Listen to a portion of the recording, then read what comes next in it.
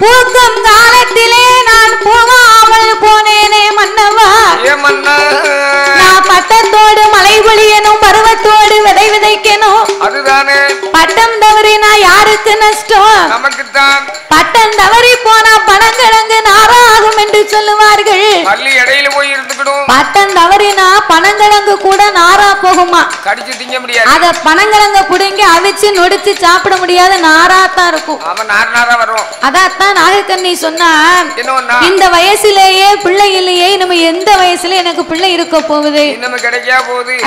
உங்களுக்கு வயசு 55 வயசு. உங்களுக்கு 50 ஆச்சு, எனக்கு 48 ஆச்சு. 48. ஆமா, பெண்களுக்கு 2 வயசு முன்ன. தலைக்கு மூத்தவளை கட்டலாம். ஆமா, தலைக்கு மூத்தவளை கட்டினா அந்த அம்மா 7ன்னு கேட்டாலும் வருத்தப்பட வேண்டாம். எனக்கு 47. சரி, மூத்தவதனை கேட்டு போறா. எனக்கு 47, உங்க ஆட்சிக்கு 52. அதான் எங்க ஆட்சி 7ன்னு விளக்கு மாட்ட கொண்டே அடிக்க. மைனில கூப்பிடணும். அது நீர் போய் கூப்பிடும். எப்படி கூப்பிடு? வர கட்ட மனுஷா. தலைக்கு மூத்தவளை மைனில கூப்பிடணும். நான் வீட்டுக்காரங்க தான் கூப்பிடுவேன். மதினின்னு கூப்பிடுவாங்க. கூறுவேட்ட மனுஷன். சரி, அப்ப இந்த நாகராஜனை அழைத்த நாகக்கண்ணியானவா என்ன சொல்லுகிறாள்? என்னும் என்ன வார்த்தை சொல்லுகிறாள் தெரியுமா? எப்படி ஐயா? கண்ணு நல்ல புளியா, கண்ணு நல்ல புளியா, கவிரோடு ஆலமரோ, கண்ணிலையும் காயாம மன்னவா, கவிரோடு என்ன மன்னவா, கவிரோடு என்ன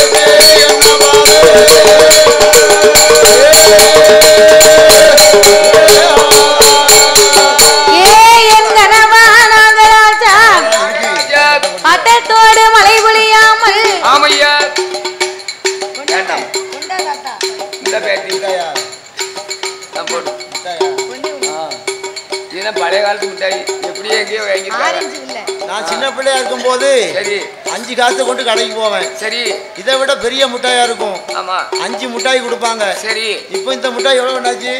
ஒரு மிட்டாய் 2 ரூபாயா? 5 ரூபாயா? 5 ரூபா.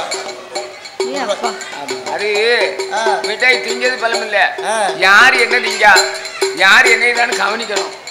அப்பதான் இப்படி புடிங்கி திங்க நல்லா இருக்கும். ஆமா, புடிங்கி தின்ன மாதிரி இருக்குமா? அதான் சரி. அப்போ இந்த நாகராஜனை அழைத்த நாகக்கண்ணி குழந்தை இல்லா கவலையே கொடுங்கவலையாகி என் மன்னாதி மன்னா மகுடமுடி ராஜ மன்னவா நான் ஆத்தாங்கரைக்கு போன அண்ணாவாரம் மலடிங்கிறா குளத்தாங்கரைக்கு போனா என்ன குழந்தை இல்லாதவன் என்று பேசுகிறா மன்னவா. பிள்ளை இருந்தாலும் குறை கேட்க வேண்டியிருக்கு, பிள்ளை இல்லைனாலும் குறை கேட்க வேண்டியிருக்கு. ஆம்பளை பிள்ளையா இருந்தா அதுக்கு ஏதாவது பேசுதாங்க, ஒரே பொட்ட பிள்ளையா இருந்தா அதுக்கு ஏதாவது பேசுதாங்க. என்னதான் செய்யப்போ அதாவது பிள்ளை இல்லை என்று சொன்னா அவளை பார்த்து மலடின்னு சொல்லுவாங்க. பெரியம்மா முன்னால உக்கடி இப்படி தூங்கலாமா? உனக்கு என்னமா வருது? அவளுக்கு நம்ம வில்லுப்பாட்டு படிக்கிறது அப்படியே தாலாட்டுற மாதிரி இருக்கு. உறக்க வந்து தூங்குதாங்களே, நம்ம தப்பா நினைக்க கூடாது. என்ன தூங்குதவங்க தான் கண்ணை முழிச்சுக்கிட்டே இருக்கவங்க கூட கதையை விட்டுருவாங்க. ஆனா கண்ணை மூடிக்கிட்டு இருக்காங்க பாத்தியா, அவங்க கதையை நல்லா கவனமா கேட்பாங்க. ஏ தாத்தா இப்போ கண்ணை முழிக்காங்கன்னு வச்சுக்கையே, நான் இருக்கு பாரு கூட்டம், நம்ம 6 பேரையும் பாப்பாங்க. ஏன்னா கோயில்ல கலை நிகழ்ச்சி நம்ம வில்லுப்பாட்டத்தான் வச்சிருக்காங்க. அப்ப கூட்டம் எல்லாம் நம்மளத்தானே வேடிக்கை பார்க்கும். பார்க்கும்போது ஒரு ஆளு இந்த குணத்துக்காக தாத்தாவை பார்க்கும். என்ன பாப்பாங்க? ஏன் அழக என் பல்லு அழக பாப்பாங்க. பார்த்துட்டு பல்லழக பார்த்தா அவன் இந்த கொடாடிக்கு அண்ணாச்சிக்கு 22 வயசு இருக்குமா? இருக்கும் கொஞ்சம் குறையாதான் இருக்கும் அப்படின்னு ஒரு ஆளு கேட்பாங்க.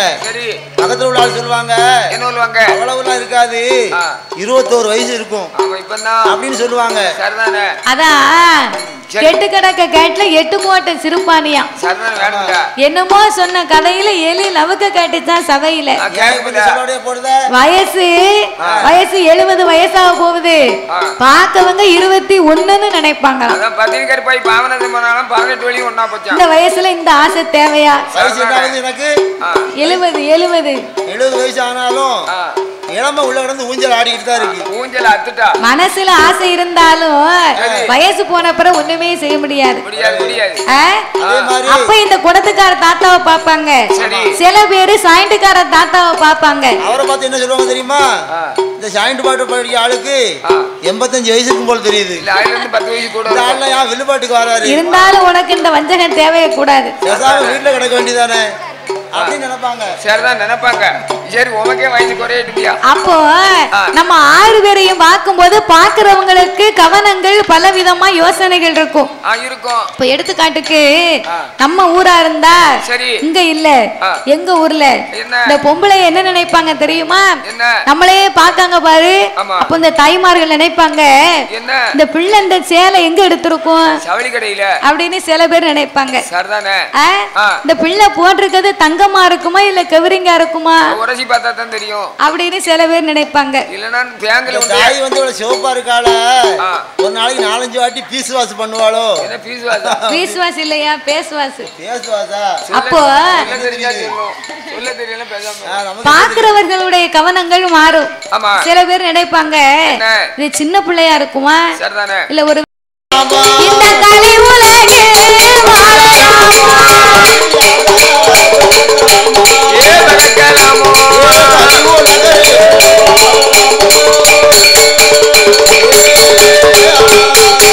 மன்ன பிள்ளை ஒன்று இல்லாமல் நான் இருந்தாலும் எழப்போமையா, எனக்கு யாருடைய தீவினையோ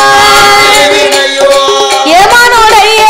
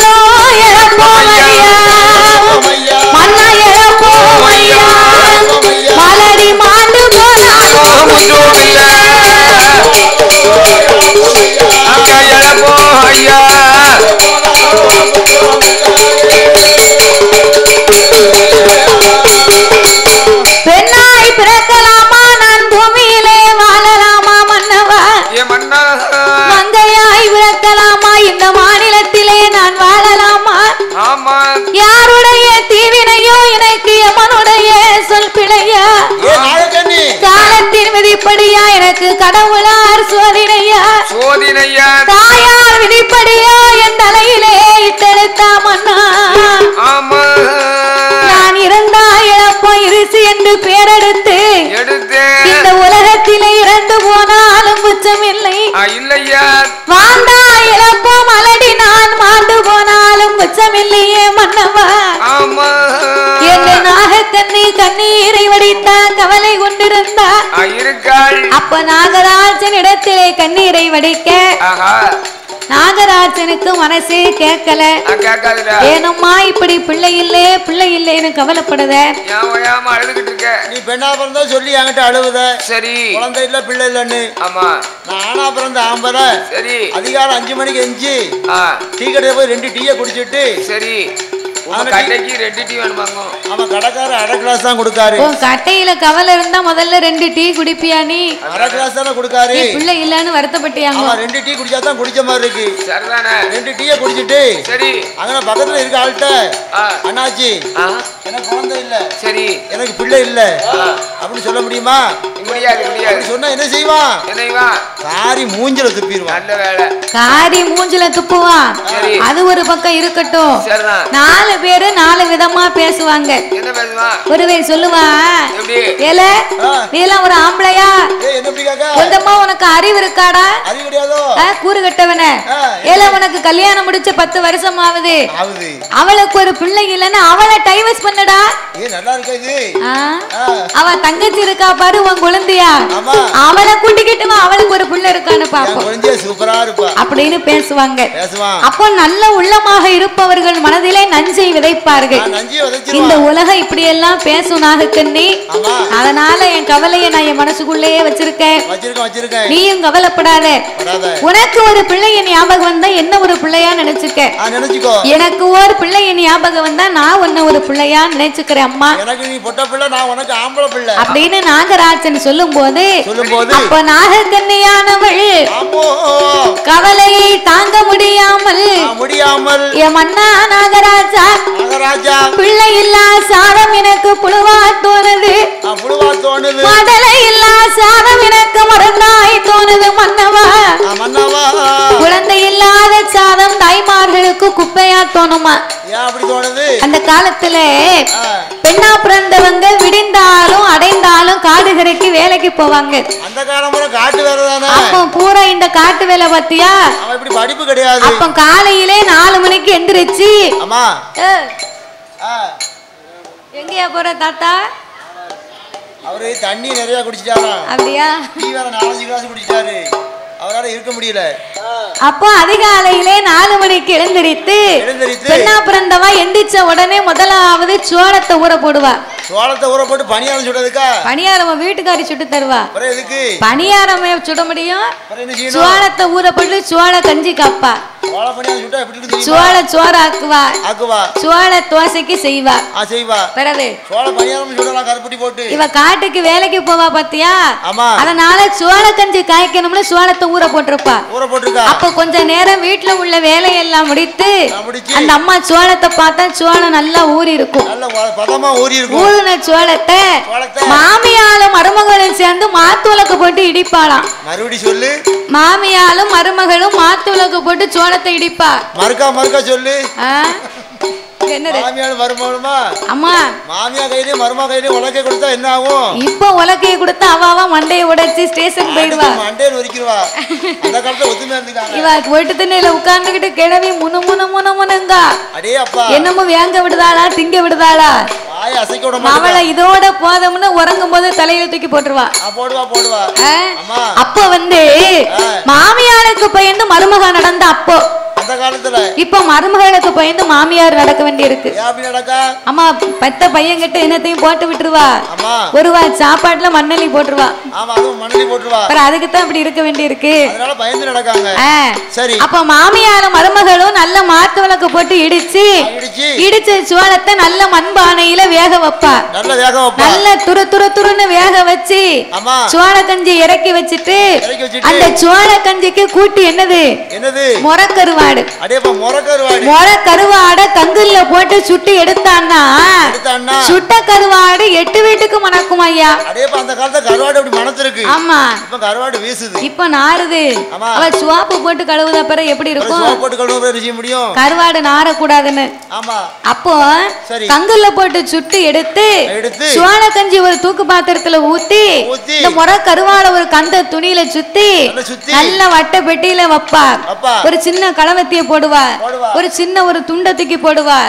தலையில சும்மாடு கட்டி வச்சு ஏந்தும் பிள்ளை இடுக்கும் பிள்ளையோட அந்த அம்மா காட்டுக்கு வேலைக்கு வருவாளாம். ஏந்தும் பிள்ளைனா அவ இடுப்புல 2 வயசு பிள்ளை இருந்தா வயத்துல 6 மாத கர்ப்பம் இருக்கும். அப்படியே அப்ப வேலைக்கு போயிருக்காங்க. ஆனா இப்போ வயத்துல பிள்ளை என்னைக்கு சனிக்கோ பிள்ளை சனிச்ச நாளையில இருந்து ஒரே பெட் ரெஸ்ட் தான். டாக்டர் கட்டில விட்டு கீழே இறங்க கூடாதுங்காரு. தண்ணி தூக்க மாட்டேங்க தாயி. அயத்து மறந்து முட்டைய கூட தூக்கிறாத. முட்டை வெயிட்ட கூட தூக்க கூடாது. ஆமா, பிறகு ரொம்ப சங்கடம் அப்படின்னு டாக்டர் இப்ப சொல்லுதாரு. நம்மளும் அதுக்கு கட்டுப்பட்டு இருக்கோம். அப்ப பிள்ளை பெக்கணும்னா செலவு கிடையாது. ஆட்டோவுல போனா ஆட்டோவுல பெத்துருவா. வயக்காட்டுல பெத்து எடுத்தா பெட்டியில வைப்பா, வீட்டுக்கு வந்துருவா. ரயில்ல போனா ரயில்ல. இப்போ பீரோவு நிறைய கட்டுக்கட்டா இருந்தா தான் ஒரு பிள்ளைய பெத்து எடுத்து வீட்டுக்கு வர முடியும். அந்த காலம் 10 பிள்ளை பெத்தாலும் பக்கத்து வீட்டுக்கு தெரியாதான். பிறகு 5 பிள்ளை பெத்தாலும் அடுத்த வீட்டுக்கு தெரியாது. 8 பிள்ளை பெத்தா என் முன்னாடி எனக்கே தெரியாது. அப்போ காட்டுக்கு வேலைக்கு வந்தாங்கன்னு சொன்னா இந்த 2 வயசு பிள்ளைய ஆலமரத்து விழுதுல தொட்டில் கட்டி உறங்க வைப்பா. உறங்க வைத்து விட்டு மத்தியானம் 2-3 மணி வரைக்கும் நல்ல வேலை பார்ப்பா. வேலை பார்த்து முடிச்சு சாப்பிட வந்தான்னா இந்த பிள்ளைய தூக்கி முன்னால வச்சு அந்த பிள்ளைக்கு வயிறு பசிக்கும் பாரு. பிள்ளைக்கு தூக்கு பாத்திரத்தை மூடியில ஊத்துவா.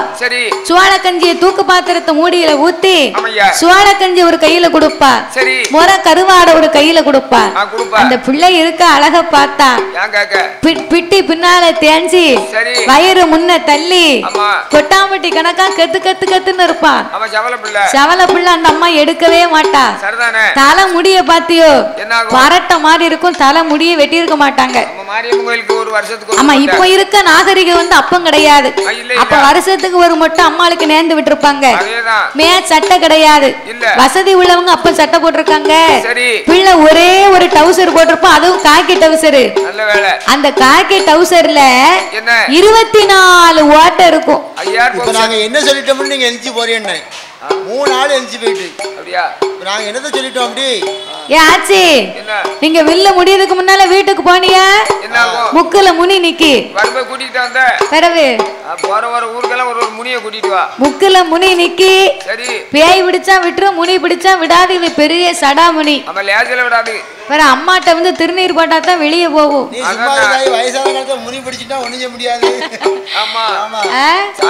என் பேச்ச மீறி யாராவது வீட்டுக்கு போனிய ராத்திரிக்கு தூங்கணும்னு தான் போவாங்க. தூங்கும் போது கண்ணும் தெரியாது. அதையும் பாத்துக்கங்க. தூங்கும்போது யாருக்கு தான் கண்ணு தெரியும்? கவனமா கேட்டா சிரிப்பாங்க, இல்லன்னா கல்ல கொண்டு எறிவாங்க. வேற என்ன வித்தியாசம்? தூங்கும் போது கண்ணை மூடனா இருட்டா தானே இருக்கும். அதத்தான் சொன்னேன். அப்போ இந்த அம்மா இந்த பிள்ளைய தூக்கி முன்னால வச்சிருந்தா அந்த பையன் ஒரே ஒரு டவுசர் போட்டிருப்பான். அந்த காக்கி டவுசருக்கு சிப்பு கிடையாது, பட்டனும் கிடையாது, கொக்கியும் கிடையாது. அப்ப எப்படி போட்டிருப்பான்? இந்த அம்மா இடுப்புல இருக்கு பாருங்க அண்ணா கயிறு, கருப்பு கயிறு. அந்த அண்ணா கயித்துல கெட்டி தூக்கி இருப்பான் அந்த டவுசரை. டவுசர் பிள்ளைக்கு இங்க இருக்கும். அந்த டவுசரையும் போட்டுக்கிட்டு பிள்ளை காலை நீட்டி உட்கார்ந்து இருப்பான். முன்னால மூக்கு 11 வடியும். 11 வயசுல தான் டவுசரே போட்டேன். மணக்கும் 11 வயசுல லட்சண கழுதையா இருந்திருக்கும். அவன் இப்ப பிறந்த உடனே தாத்தாவும் பட்டியும் பாட்டியும் சட்டி எடுத்து ரோட்ல போறாவோ. அப்படியா? பிள்ளை பிறந்த யோகத்திலயா? அப்படி இல்ல, பேரனை பாக்கிறதுக்கு டவுசர் சட்டி எடுத்துட்டு போறாங்க. அதானே பிறந்த உடனே பிறகு அப்போ இந்த பிள்ளை இந்த சுவாழ கஞ்சியும் முறக்கருவாடை வச்சு சுவாழ கஞ்சி ஒரு குடி குடிப்பான், முறை கருவாடை ஒரு கடி கடிப்பான். சுவாழ கஞ்சி ஒரு குடி, முறை கருவாடை ஒரு கடி, உன்னால வடித மூக்க ஒரு உரி. அந்த சுவாழ கஞ்சிக்கும் உப்பு கருவாட்டுக்கும் முன்னால வடித மூக்குக்கும் ரொம்ப டேஸ்டா இருக்கும். சிவப்பா இருந்துட்டு இப்படிலாம் பேசக்கூடாது. அப்ப இந்த பிள்ளை சாப்பிடுவோம் பாரு, இந்த சுவாழ கஞ்சியை குடிச்சிட்டு மூக்க உரிவாமல, மூக்கு பரட்டல வயிற்றுக்குள்ள போயிரும். அப்ப அந்த அம்மா சொல்லுவா, ஏ என்ன பத்த ஐயா, ஏ நான் பத்த தங்கம், என் பிள்ளை சாப்பிடுதான் அழக பார்த்தா என் கண்ணே பற்றும் போலுக்க. அதுதான் சொல்லுவாங்க, காக்கைக்கும் தன் குஞ்சு பொன் குஞ்சும்பாங்க. அப்போ அந்த பிள்ளையை தூக்கி மடியில வச்சு தாயும் சேயுமாகவே அந்த சோள கஞ்சி அந்த காலம் குடிச்சிருக்காங்க. ஆனா பக்கத்திலே பிள்ளை இல்லாதவளு வேலைக்கு வந்திருப்பா. அந்த அம்மா நினைப்பாளா, நமக்கு இப்படி ஒரு பிள்ளை இருந்தா நம்ம பார்த்து ரசிக்கலாமே அப்படின்னு கொண்டு வந்த சாப்பாட்டை வாய்க்கா வரப்புல தட்டிட்டு அப்படியே 2 கையை தண்ணி அள்ளி குடிச்சிட்டு காத்து வாக்குல புலம்பிக்கிட்டே வீட்டுக்கு போவா. அதைத்தான் நாகக்கண்ணி சொன்னார், பிள்ளை இல்லா சாதமானே, பிள்ளை இல்லா சாதமானே, உருவாயிருக்குதே, பிள்ளை இல்லா சாதமானே, பறந்து போல இருக்குதே, குழந்தை இல்லா சாதமானே, குழந்தை இல்லா சாதமானே, பாவிக்கு குப்பையாக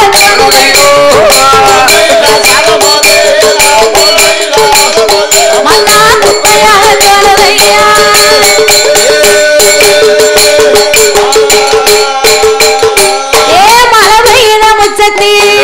மண்ணலைய பிள்ளை மண்ணலைந்த கையா மடி பிடிக்க வைந்தனே, கொடுத்து தண்ணீர் இந்த நம்ம பிள்ளையில் கொடுத்து தண்ணீர் ஓடி வைக்க பிள்ளையில் கரைக்கும் தேங்காயில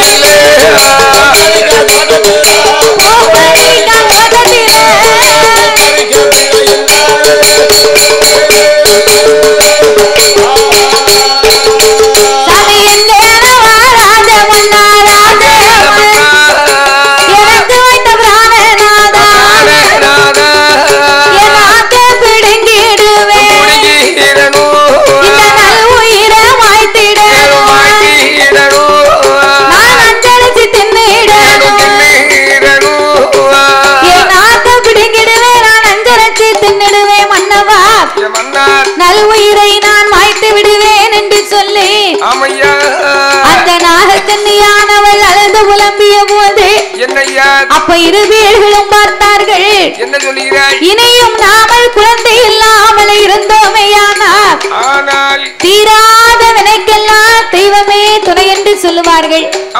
நம்மள மாதிரி திக்கச்ச ஏழை மக்களுக்கெல்லாம் இந்த அம்மா தான் துணை இருப்பார். அதனால நாமளுடைய கவலைகளை எல்லாம் தீர்க்கணுமானா கடவுளை நோகி நாமல் கடியத்தவங்களை இருக்க வேணும் என்று அந்த நாகராஜனும் நாகக்கண்ணியும் பிள்ளை வரத்துக்காக தவம் இருக்க வருகிறார்கள்.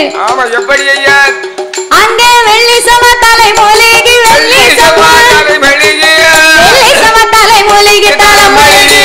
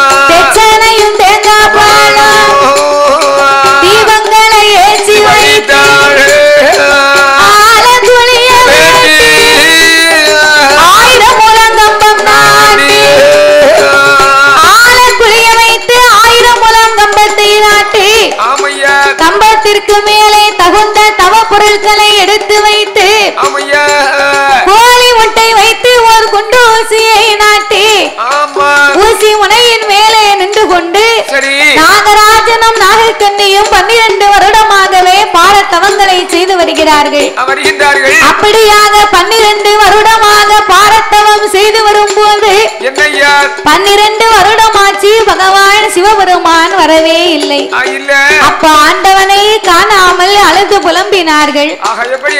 அழுது புலம்பிய உடனே அரகரா சிவ சிவ அண்ணாமலை நாதா என் உண்ணாமலை பாதகா அநாதை ரட்சகா என் ஆபத்து குடையோனே எங்கள் தவத்தை இன்னுமே ஏனையா ஏறிட்டு பார்க்கவில்லை அப்படின்னு அழுது புலம்ப ஆண்டவன் தவத்தை கண்டும் காணாதவரை போல கலை உலகம் எல்லாமே படியளக்க வேணும் என்று பயணமாகி வருகிறார்கள்.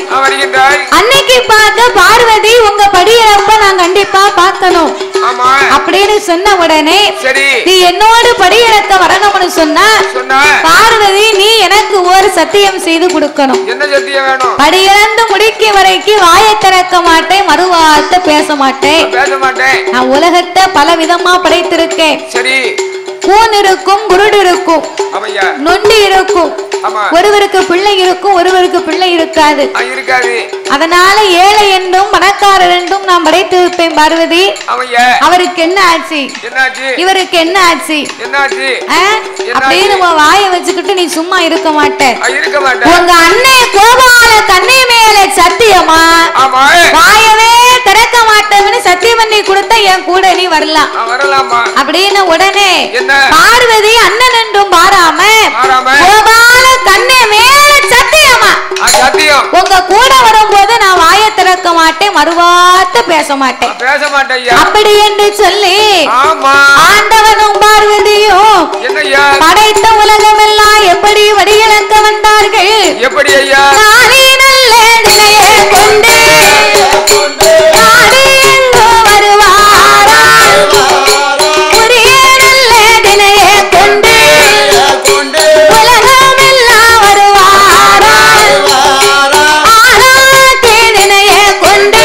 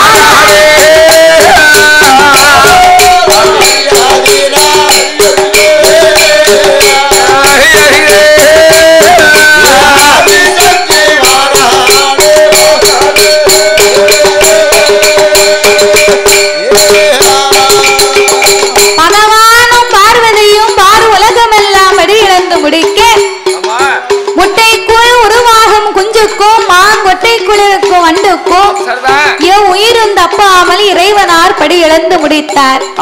அப்ப பார்வதி நடந்து வந்த களைப்பை தீர்க்க கண்ணு கட்டிய தூரத்திலே ஒரு ஆலமரத்தின் அடியிலே சென்று அமர்ந்து கொண்டிருந்தார்கள். அப்ப அமர்ந்து கொண்டிருக்க அப்ப பார்வதி கீழே உட்கார்ந்திருக்கும் போது 10 ஆடு மாடுகள் மரத்துக்கு கீழே மேய்ந்து கொண்டிருக்கிறது. மரத்துக்கு மேல ஒரு சின்னஞ்சிறிய பாலகன் 10 வயசு இருக்கும். அண்ணா உட்கார்ந்து இருக்கான் பாரு, டவுசர் போட்ட தம்பி. அவன மாதிரி ஒரு சின்ன தம்பி மரத்துக்கு மேல முனிக்கொப்புல உட்கார்ந்து அடிக்கொப்பு வெட்டிக்கிட்டு இருக்கான். எதுக்கு? ஆடு மாடுக்கு குலகொப்பு வேணும்னு. அப்ப பார்வதி பார்த்தா, ஐயோ புத்தி இல்லாத பிள்ளை, அறிவில்லாத பாலகே, முனிக்கொப்புல உட்கார்ந்துல இவன் அடிக்கொப்ப வெட்டிக்கிட்டு இருக்கான். கீழே விழுந்தா பெத்தவளுக்கு பிள்ளையா போய் சேர மாட்டான். தரையிலே விழுந்தா இவன் தவிடுபடி ஆகி விடுவானே. ஆண்டவா, அதோ பாருங்க, முனிக்கொப்புல உட்கார்ந்து பிள்ளை அடிக்கொப்ப வெட்டிக்கிட்டு இருக்கான். புத்தி இல்லாத பிள்ளை, அறிவில்லாத பாலகே, கீழே விழுந்தானே யானா செத்து போவானே. நீங்க தான் போய் பிள்ளைய காப்பாத்தணும், காப்பாத்துங்க. என்ன ஏய் பார்வதி, கூட வரும்போது என்ன வார்த்தை சொன்ன? ஆண்டவா, படியிழந்து முடிக்க வரைக்கும் தான் பேச மாட்டோம்னு சொன்னேன். நம்ம வேலையை முடிச்சாச்சு, பிள்ளைய காப்பாத்துங்க. காப்பாத்தலாம் உங்க கூட நான் வரமாட்டேன்னா. அப்ப இறைவன் சொன்னார், சரி பார்வதி, அவன் எப்படியும் வெட்டு முடிந்து கீழே விழ போறான். அவன் கீழே விழும் போது என்ன பத்தா அம்மான்னு சொல்லி விழுந்தா, பார்வதி நீ போய் காப்பாத்து. என்ன காப்பியாத்தவா? காப்பாத்தணும்யா. காப்பி தான் அப்பலே உனக்கு ஆத்தி கொடுத்திருக்க. பிற என்ன கேட்காதுல உனக்கு ஈயத்தை காய்ச்சி ஊத்தணும். நல்ல வேளை சுடுன்னு போய் பிடிக்க போகுது. என்ன பத்தா அம்மான விழுந்தா பார்வதி நீ காப்பாத்து.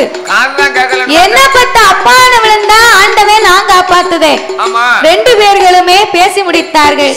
பாலகன் வெட்டு முடிந்தான், கீழே வாரான். பையன் மேல கொப்பு கீழே, கொப்பு மேல பையன் கீழே. ஏ சண்டாளே, என்ன பத்தா அம்மான் இருக்கலாம், இல்ல எங்க அப்பான்னு இருக்கலாம். அம்மானும் சொல்லல, அப்பாவென்றும் சொல்லவில்லை.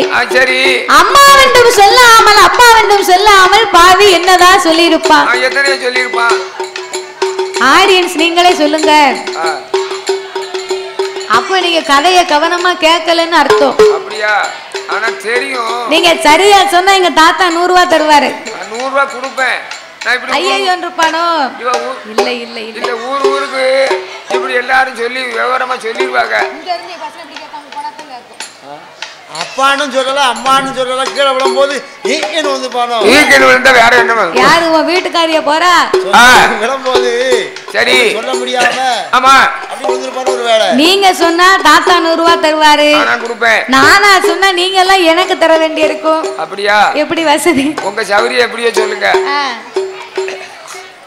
யாரு சொன்னது? ஆனா 20 தாள் 5 தாள். பரவாயில்ல, சரியா சொல்லிட்டீங்களே. சரி, தாத்தா தாரது மாதிரி இல்ல, நானே உங்களுக்கு தரேன். என்ன கரெக்டா தந்துருவா? கரெக்டா கொடுத்துருவேன். அதான் இப்ப குடு பாப்போம். ஆமா, நீங்க சொன்னதே சொல்லிட்டியே. அடுத்த வருஷம் வரும்போது சில்லறை மாத்தி கொண்டு வரேன். அப்படியா? இல்லன்னு வைங்க, உங்க அக்கவுண்ட் நம்பரை சொல்லுங்க. சரி, ஜிபே பண்ணி விடுதேன். அப்படியா? பிறகு இது உங்க கையில கொடுத்தா நீங்க கோயில் கூடக்கு செலவு பண்ணிட்டு போயிருவீங்க. கொடுக்காதவன் வெள்ளாட்ட கடாய பிடிச்சு கொடுத்தானோ. சரி சரி. அப்போ பாலகன் அம்மாவென்றும் சொல்லவில்லை, அப்பாவென்றும் சொல்லவில்லை. நான் செத்தேனா? வாக்கு சனையும் போக்கல, செத்தேம்னு விழுந்தான், செத்து போனாண்டி. அதான் பெரியவங்க சொல்லுவாங்க, அவன் அவன் வாழ்க்கை அவன் அவன் வாயில இருக்கான். என்ன 4 வழி சாலை ரோடா போட்டு வாயில ரோடாயா போடுவாங்க? இல்ல கேட்ட பத்தி அவங்க வாயில அவன் அவன் வாழ்க்கை அவன் அவன் வாயிலன்னா நம்ம நல்லதை பேசணும், நல்லதை நினைக்கணும். நம்ம எண்ணங்கள் எப்படி இருக்கிறதோ அதற்கு ஏற்றவாறு தான் இறைவன் நமக்கு வாழ்க்கையை கொடுப்பார். நமக்கு ஒரு கண்ணு போச்சு, எதிரிக்கு 2 கண்ணு போனோம் நினைக்க கூடாது. நமக்கு தான் பார்வை இல்ல, அவன் இருக்கட்டுமே நினைச்சா இந்த ஒரு கண்ணு இருக்க கண்ணாவது உருப்படியா இருக்கும். நமக்கு 1 போயிட்டு அவனுக்கு 2 போகணும் நினைச்சேன்னு வெயி இருக்க கண்ணையும் பிடிங்கிருவாரு. நான் தான் போயிட்டேன், அரவிந்துக்கு போயிட்டு வந்தேன். எதிரி வந்து அரவிந்தில் போய் 2 கண்ணையும் பண்ணிட்டு வரணும். அதானே, அப்பதான் நமக்கு மனசாரும். அதனால அம்மா பார்வதி செத்தேம்னு விழுந்தா, செத்து போனாண்டி. சரி, வா நம்ம கைலாசத்துக்கு போவோம். அப்படி என்று சொல்லி ஆண்டவனும் பார்வதியோ, ஆண்டவனும் பார்வதியோ அந்த நல்ல இடத்தை விட்டு கைலாசம் போவோம் என்று நாகலோக வழியாக நடந்து மெல்ல வாராரே. நடந்து மெல்ல வாராரே.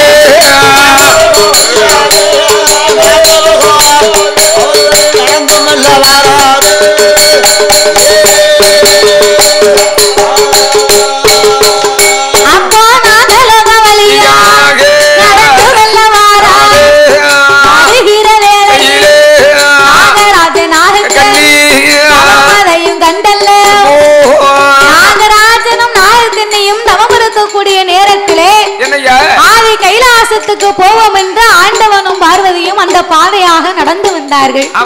பார்வதி சும்மா இருப்பாளா? ஆண்டவா அதோ பாருங்க, அந்த நாகராஜனும் நாகக்கண்ணையும் ஏந்தவும் இருக்கிறாங்க. என்ன ஆச்சு?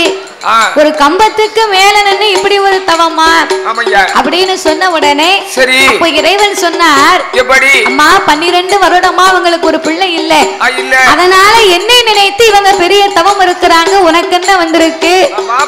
பிள்ளை வரத்துக்காக இப்படி ஒரு தவம் இருக்கணுமா? நீங்க இப்பமே குழந்தை வரத்தை கொடுத்தா என்ன? ஏய் பார்வதி, அங்க என்னடானா பிள்ளைய காப்பாத்துன்னு சொன்ன, இங்க என்னடானா இவங்களுக்கு பிள்ளை வரத்தை கொடுன்னு சொல்லுத. என் கூட வரும்போது சத்தம் இல்லாம வரணும். ஆண்டவன் ஏன் அந்த பிள்ளைய காப்பாத்தல தெரியுமா? இதுவரைக்கும் இங்க வந்திருக்கும் போயிருக்கும் இந்த ஆலம் மரம் இல்லை, இந்த பையனும் இல்லை அப்படின்னு ஞானத்தினால் அறிந்து ஞானத்தினால் பார்க்கும்போது பார்வதா தேவி கண்ணன் மீது ஆணையிட்டு கொடுத்திருந்தார். அப்ப பார்வதியின் சத்தியத்தை பரிசோதனை பார்க்கத்தான் கண்ணபிரான் இப்படி ஒரு சூழ்ச்சிகளை ஏற்பாடு செய்தார். இதை அறிந்த சிவபெருமான் காப்பாற்ற முடியாதென்றார். அப்ப கண்ணனை பத்தி கடவுளுக்குத்தான் தெரியும், கடவுளை பத்தி கண்ணனுக்குத்தான் தெரியும். அதான் அரிய சிவன் ஒண்ணு, அதை அறியாதவை வாயில மண்ணன் இருக்கான். ஆனா பார்வதிக்கு இந்த விவரம் தெரியாது. பாருங்க, இறைவனிடத்தில் அங்கதான் பிள்ளைக்கு உயிரை கொடுக்கல. இவங்க 2 பேருக்கு இன்னைக்கு பிள்ளை வளர்த்த கொடுக்காம நம்ம கைலாசத்துக்கு போக கூடாது. அப்படி என்று சாமி என்னை போல பிள்ளை வர முடிக்கவே, மங்கைக்கு மனம் மகளை வர முடிக்கவே, அன்னைக்கு மனம் அன்னைக்கு மனம்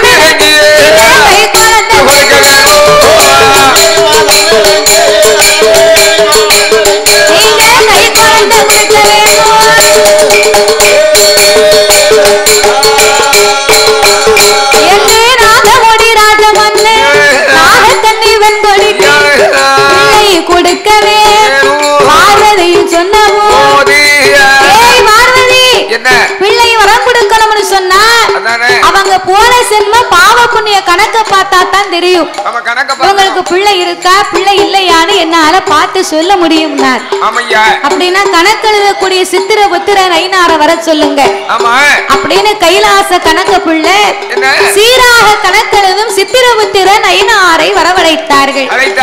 நாகராஜன் நாகக்கண்ணையின் கணக்கை பார்க்கும் போது போன ஒரு செல்வத்திலே ஒரு செல்வத்திலே நாகமோடி ராஜமன்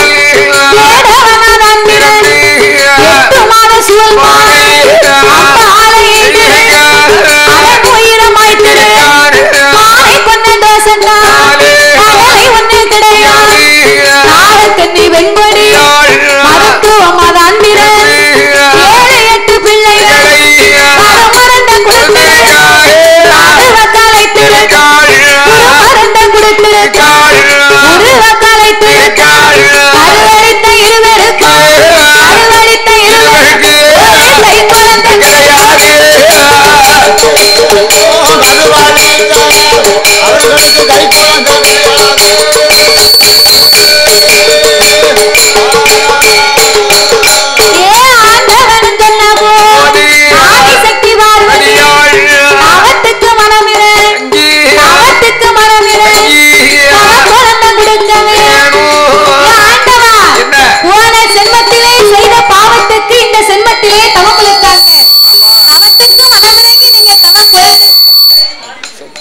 தவத்துக்கு மனம் இறங்கி நீங்க தவ குழந்தைய கொடுக்கணும்னு சொன்னா அப்ப இறைவன் பார்த்தார் என்ன செய்கிறார் பிள்ளை வரம் கொடுத்தா பின்னால் நாமளுக்கு இடைஞ்சல் வந்து சேரும் ஆமா மடலை வரம் கொடுத்தா நமக்கு மனக்கவலை வந்து சேரும் அம்மா அம்மா குழந்தை வரம் கொடுத்தா நமக்கு தாண்டி கொடுங்கவலை வந்து சேரும் இன்னைக்கு தெரியாது நாளைக்கு இந்த பிள்ளைய வளர்ந்து ஆளாகி வந்தா நம்ம கிட்ட தான் இடைஞ்சலுக்கு வந்து நிக்கும் அதனால பிள்ளையை கொடுக்க முடியாது வா நம்ம கைலாசம் போவோம் பார்வதி விடுவாளா என்ன மாதிரி ஒரு பெண்ணும் தவம் இருக்காள பெண்ணை கண்டா பேயும் மனமிறங்கும்னு சொல்லுவாங்க உமக்கு கொஞ்சமாவது மன இறக்கம் இல்லையா கொஞ்சமாவது இறங்கலையா ஐயா ஏ கல்லாய உம்மனே கல்லாய உம்மனே கடவுளே பகவானே கடவுளே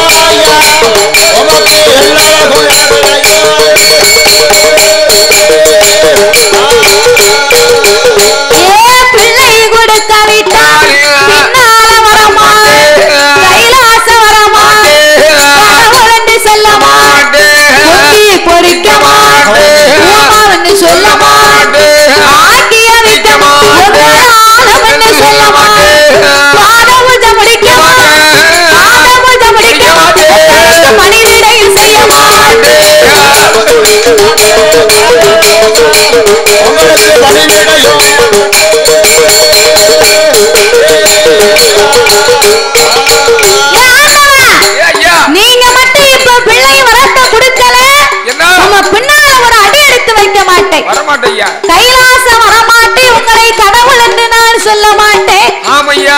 பொங்கி பொறிக்க மாட்டேன், பூமாவன்னு சொல்ல மாட்டேன். சொல்ல மாட்டேன். பாத பூஜை முடிக்க மாட்டேன், உங்களுக்கு ஒரு நாளும் பணிவிடையே நான் பார்க்க மாட்டேன். ஆமையா.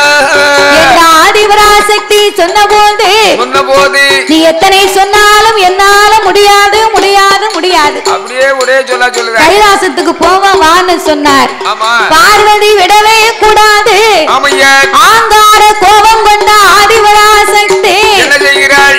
நீங்க இப்ப உங்களுக்கு நீங்க இப்ப உங்களுக்கு ஜெயமா நான் கொடுப்பேன், பகவானும் கொடுக்க பார்வதியா நான் கொடுப்பேன், கடவுளும் கொடுக்க கடவுளும் கொடுக்க சாமி கண்டிப்பாக நான் கொடுப்பேன். கடவுள் நீங்க ஆமா கண்டிப்பாக நான் கொடுப்பேன்.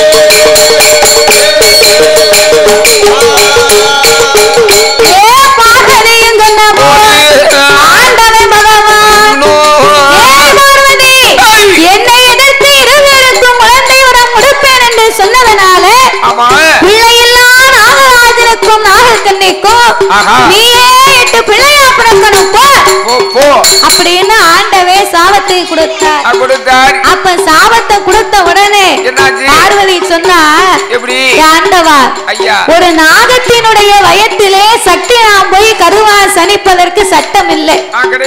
கருவுச்சு பிறக்குமானால் அது தெய்வமும் இல்லை. எனக்கு நீங்க வாச்சு வரந்தாங்க, நான் போய் பிள்ளையா பிறக்கேன் அப்படின்னு உடனே பார்வதி நாகராஜனுக்கும் நாகக்கண்ணிக்கும் முட்டையிடக்கூடிய வரத்தை கொடுத்தா 48 நாள் ஒரு மண்டலங்கள் முடிவதற்கு முன்னால ராஜநாகன் தன்னை அறியாமல் கொத்தி குடித்தாலும் குடித்து விடும்.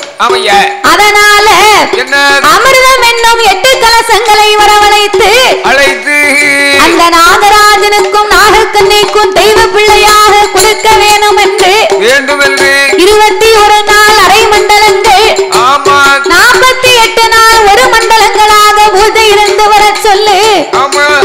48 நாள் ஒரு மண்டலத்துக்குள்ளாக ஆதிபராசக்தி உன் 1008 சுருவத்திலே அரை சுருவத்தை எடுத்து கரு உருவாக சனித்து நீ கை குழந்தையா பிறக்கணும் போ அப்படின்னு ஆண்டவே வாக்கு வரங்களை கொடுக்க பார்வதா தேவி அமிர்தம் என்னும் 8 கலசங்களை வரவழைத்து நாகராஜனுக்கும் நாகக்கண்ணி வெண்பொடிக்கும் இந்த 8 கலசத்தையும் உங்க அரண்மனையில கொண்டு போய் மேலவாசல் கோட்டையில வைத்து நீங்க பூசை பண்ணி வாங்க.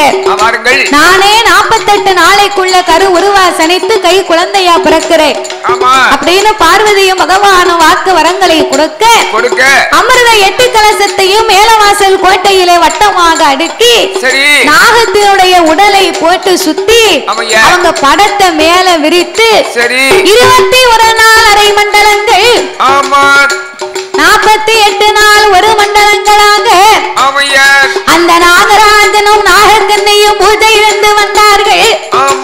அது 48ஆம் நாளையிலே நல்ல செவ்வாய்க்கிழமை என்று அமிர்த 8 கலசத்திலே யார் யாரெல்லாம் அந்த அவதாரம் செய்ய போறா கலசத்திலே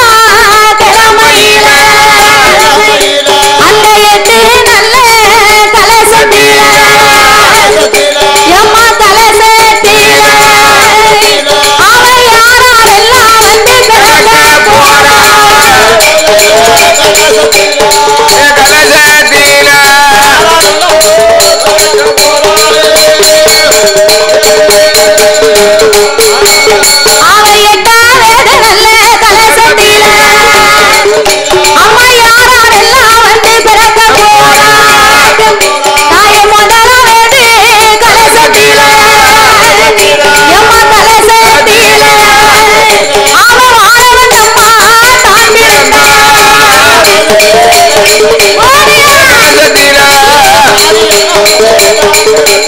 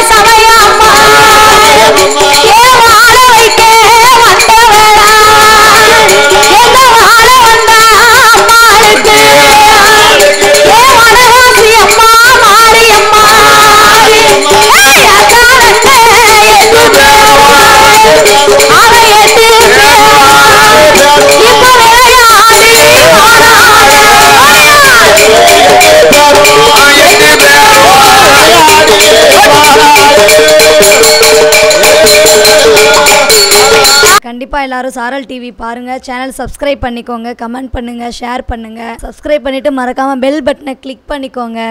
சாரல் டிவியை பாருங்க. நம்ம சாரல் டிவியை சப்ஸ்கிரைப் பண்ணிக்கோங்க. தேங்க்யூ.